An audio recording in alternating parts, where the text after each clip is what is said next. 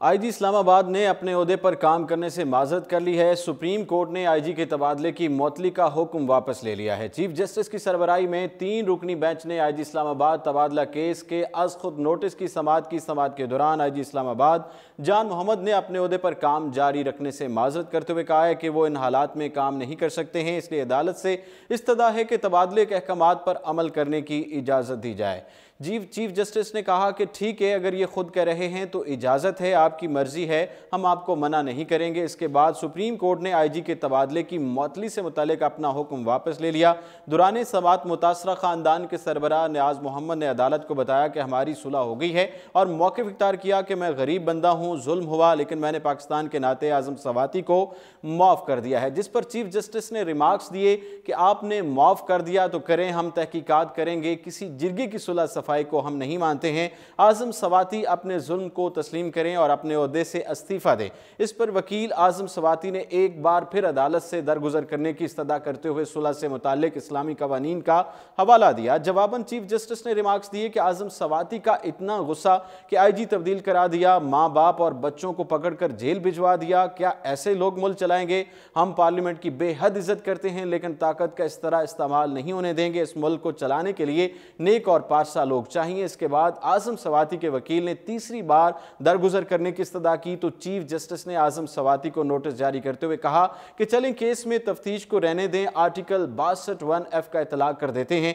Chief justice ने मजीद remarks दिए कि आज़म सवाती ने अपने इख्तियारात का गलत इस्तेमाल किया। आज़म सवाती वजाहत करें, क्यों ना उनकी पार्लियामेंट की रुकनीत खत्म कर दें। यह मुकदमा आर्टिकल 62(1)(f) के तहत आता है। इस मुकदमे में सेनेटर आज़म सवाती की जानिब से बैरिस्टर अली जफर अदालत में पेश हुए, जिस पर चीफ जस्टिस ने उनकी सरजनिश करते हुए रिमार्क्स दिए कि अली जफर, आप हर बड़ी शख्सियत की तरफ से अदालत में पेश होने आ जाते हैं, ये बताएं कि आपका लाइसेंस कितने दिनों के लिए मुअत्तल करूं।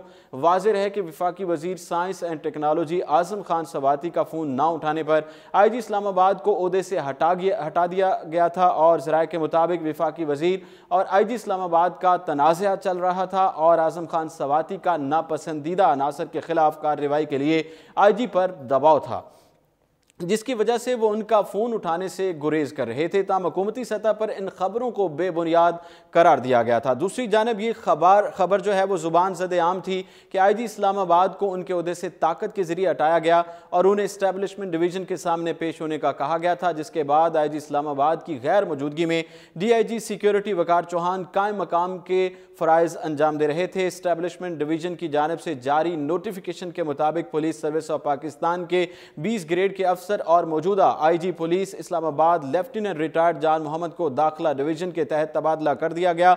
साथ ही उन्हें हिदायत की गई कि वो फौरी तौर पर एस्टेब्लिशमेंट डिवीजन रिपोर्ट करें। कुछ जराये का कहना था कि आम इंतखाबात से कब तैनात होने वाले इस्लामाबाद पुलिस के सरबराह के तबादले का फैसला गुज़िश्ता हफ्ते कर लिया गया था और यह फैसला कुछ मामलात के बायस किया गया था, लेकिन इस तबादले के पसे पर्दा की असल वजूहात को सामने नहीं लाया गया था। इसके बाद सुप्रीम कोर्ट की जानिब से आईजी तबादले का नोटिस लिया गया था, जिस पर वजारत दाखिला ने बैरून मुल्क कोर्स में शिरकत के लिए गए हुए आईजी जान मोहम्मद को फौरी तौर पर वतन वापस बुलवा लिया था।